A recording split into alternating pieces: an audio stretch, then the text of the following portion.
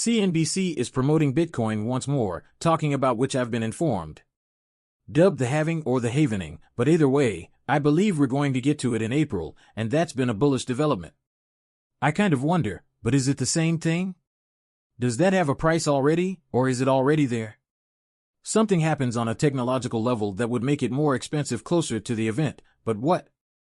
It has been observed historically that Bitcoin performs best 12 to 16 months following an event, which is why this is what everyone is thinking about.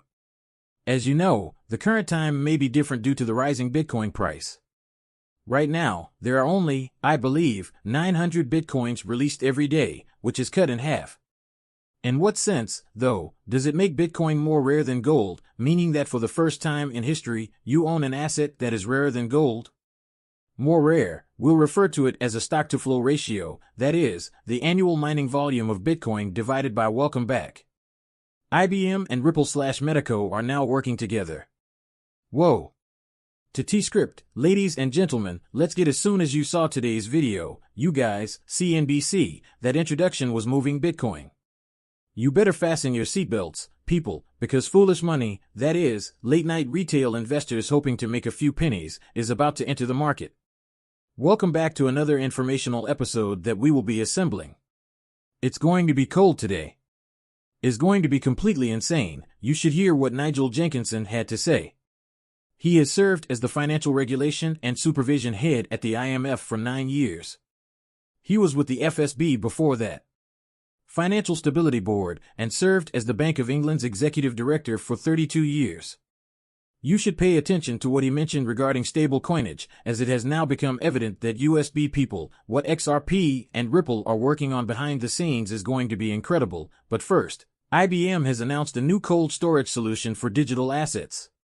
Okay, I wonder what transpired there, though. To make sure OSO meets the client criteria, it appears that IBM collaborated with Madaco, their business partner, a digital asset custody provider, and Tier 1 institutions. Given that Madaco recently made this announcement, it appears that they have been working covertly with these banks. This is what NAS means when they talk about working together for months or years in the past. People, and Ripple possesses numerous NDAs. If any of you are unaware of what OSO is, alright, let me explain to you. What is it? IBM, Metaco, and Ripple Trio are aware of its meaning, so you may sign to explain it to your colleagues in person. Coordinate offline signatures. This is the process of digitally signing a document or a transaction without having an internet connection.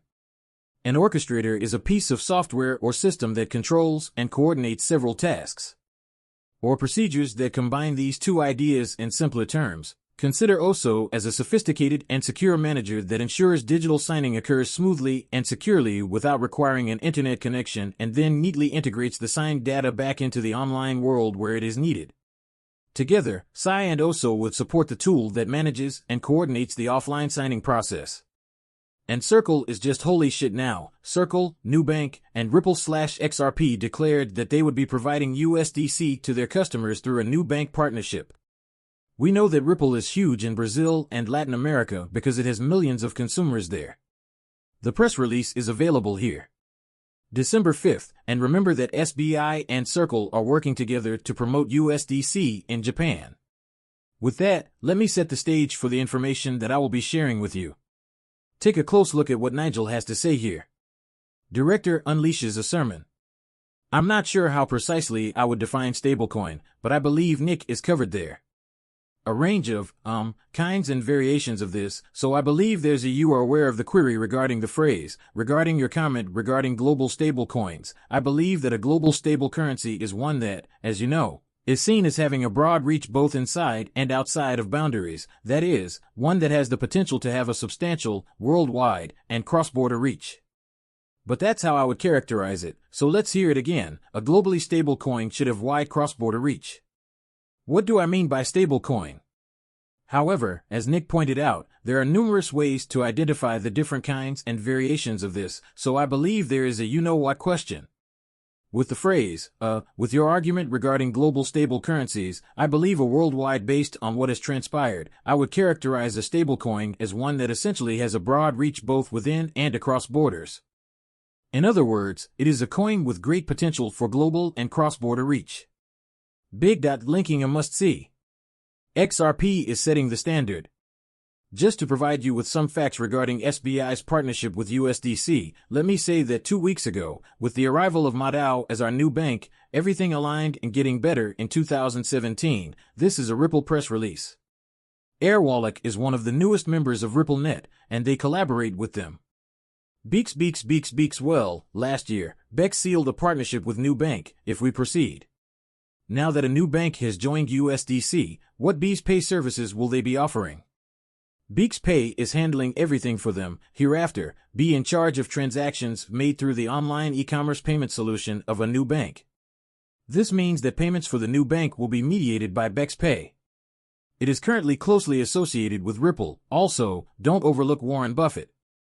Back to Fresh Bank in Brazil to introduce its cryptocurrency. These people are aware of what's about to happen to the pipelines, and then this comes back again. August in Brazil, Ripple introduces travel-related cryptocurrency-enabled enterprise payments. Bank Australia and Brazil may now access the liquidity hub, thanks to Ripple. Let me say, wow. Proceed through Ripple. Ripple extends to Latin America and Africa. How interoperability emphasizes Latin has a lot of potential for cryptocurrency, and because we're talking about simply scaling the US dollar, I'll play this video again. Given the recent events involving USDC, SBI, and the personnel at USDC, it's obvious that missing this chance would be a grave mistake. Honestly, it's simply being honest. This is a once-in-a-lifetime opportunity, and not calling names. Opportunity, and since it's boring and they lack the attention span, people won't watch videos like this. Spam, they're not fascinated by it, but pay attention to this again. Would refer to as stablecoins, but as Nick pointed out, I believe there are other you are familiar with this variations and types. There seems to be a you-know-what question, then. With the phrase, with your argument regarding global stable currencies, I believe a worldwide according to my definition, a stablecoin is one that essentially has a wide reach both inside and outside of borders. As such, it has the potential to have a significant global cross-border reach. Thank you, and I believe that CC is very important. For the Bitcoin sector, is that right? It is, in my opinion, essentially the retail cryptocurrency industry's killer app. Now, I believe that stablecoins are here to stay, and I am aware of the possibility that they are nothing more than Tether in USDC. I'm not sure, but I believe more significant firms will join that market. In that game, I saw PayPal play. Thus, the key is solved by it. The issue, in my opinion, is transferring money, moving it rapidly and affordably. Consider where this kind of thesis is known. Still needs to be resolved, but I believe that scale will be the reason why USDC will reach a ceiling. For example, when I discuss the $1 trillion that we process daily or the $10 trillion that we process every night, you should know that I looked this morning and believed that the market, 24-hour volume for USDC and USDT are both about $25 billion. Or something like 400 times less than what we do daily. If you consider that you would need to set aside $10 trillion to be able to make those payments daily, you can see how much liquidity you would be removing from the system. I believe we're getting quite close to solving this problem. In other words, USDC itself has as a result, I believe that USDC is a terrific location to play if we can improve it with more scalable chain technologies, as you know Brad's company delivers. We've seen over $3.5 trillion in transactions between parties directly on the internet. Unaware that it can function at the institutional level in its current configuration. In light of what Nigel mentioned regarding having a stablecoin with significant cross-border ladies and gentlemen, reach. Hit the like button and spread the word about this video. People, this has been a long time coming. In 2014, for example, Ripple entered the Latin market with AstroPay, becoming the first money service company on the protocol. Warren Buffett recently stated that he planned to increase his holdings of Japanese stocks and that one of those companies was correlated with Ripple XRP3, suggesting that they knew exactly what was in the works. These men are all insider traders, and that much is true. Ladies and gentlemen, Charlie Munger commends Warren Buffett's bold wagers on Japan. I do follow the money, and I am grateful to every one of you. The writing is on the wall, things are about to take off, so please share your thoughts in the comments section below. We'll be back soon with another video. 1350. Pay close attention. Don't act uninformed. They require XRP. With the hypothesis that cryptocurrency liquidity will someday be able to facilitate reliable global payments, we began to create waves.